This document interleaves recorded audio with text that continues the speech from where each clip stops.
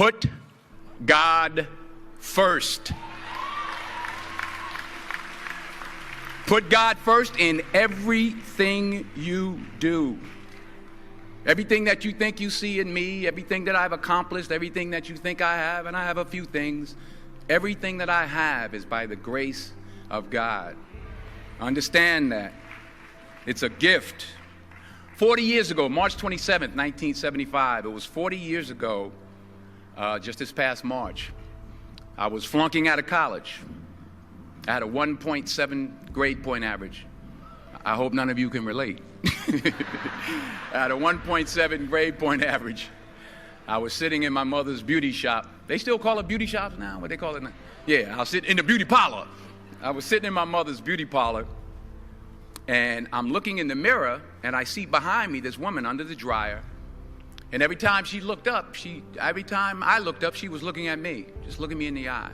And I didn't know who she was, and I said, she said, somebody give me a pen, give me a pencil. I have a prophecy.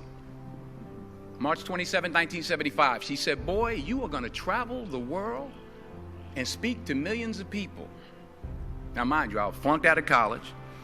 I'm thinking about joining the Army. I didn't know what I was going to do, and she's telling me I'm going to travel the world and speak to millions of people. Well, I have traveled the world, and I have spoke to millions of people.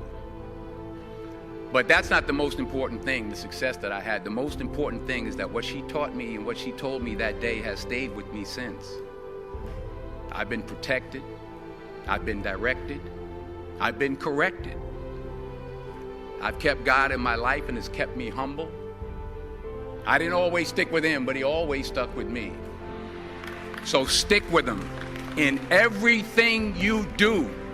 If you think you want to do what you think I've done, then do what I've done and stick with God. Number 2, fail big. That's right. Fail big. Today's the beginning of the rest of your life, and it can be very frightening. It's a new world out there. It's a mean world out there, and you only live once. So do what you feel passionate about. Take chances professionally. Don't be afraid to fail. There's an old IQ test, was 9 dots, and you had to draw 5 lines with a pencil within these 9 dots without lifting the pencil. The only way to do it was to go outside the box. So don't be afraid to go outside the box. Don't be afraid to think outside the box. Don't be afraid to fail big, to dream big. But remember, dreams without goals are just dreams, and they ultimately fuel disappointment. So have dreams, but have goals. Life goals, yearly goals, monthly goals, daily goals. I try to give myself a goal every day. Sometimes it's just to not curse somebody out. Simple goals, but have goals. And understand that to achieve these goals, you must apply discipline and consistency. In order to achieve your goals, you must apply discipline, which you have already done, and consistency every day, not just on Tuesday and miss a few days. You have to work at it every day. You have to plan every day. You've heard the saying, we don't plan to fail, we fail to plan. Hard work works. Working really hard is what successful people do. And in this text, tweet, twerk world that you've grown up in, remember, just because you're doing a lot more doesn't mean you're getting a lot more done. Remember that. Just because you're doing a lot more doesn't mean you're getting a lot more done.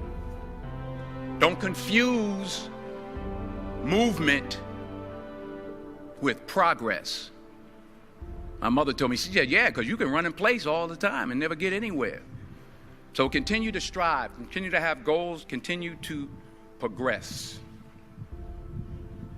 Number 3, you'll never see a U-Haul behind a hearse. I'll say it again. You'll never see a U-Haul behind a hearse. I don't care how much money you make, you can't take it with you. The Egyptians tried it. They got robbed. That's all they got. You can't take it with you. And it's not how much you have. It's what you do with what you have. We all have different talents. Some of you will be doctors, some lawyers, some scientists, some educators, some nurses, some teachers. Yeah, okay. Some preachers. The most selfish thing you can do in this world is help someone else. Why is it selfish? Because the gratification, the goodness that comes to you, the good feeling that I get from helping others, nothing's better than that. Well, one or two things, but nothing's better than that. Not jewelry, not big house I have, not the cars, but it's the joy. That's where the joy is, in helping others. That's where the success is, in helping others. Finally, I pray that you put your slippers way under the bed tonight, so that when you wake up in the morning, you have to get on your knees to reach them. And while you're down there, say thank you for grace. Thank you for mercy. Thank you for understanding. Thank you for wisdom. Thank you for parents. Thank you for love. Thank you for kindness. Thank you for humility. Thank you for peace. Thank you for prosperity. Say thank you in advance for what's already yours. It's how I live my life. That's why I am, one of the reasons why I am today. Say thank you in advance for what is already yours. True desire in the heart for anything good is God's proof to you, sent beforehand to indicate that it's yours already. I'll say it again. True desire in the heart, that itch that you have, whatever it is you want to do, that thing that you want to do to help others and to grow and to make money, that desire, that itch, that's God's proof to you, sent beforehand already to indicate that it's yours. And anything you want good, you can have. So claim it. Work hard to get it. When you get it, reach back.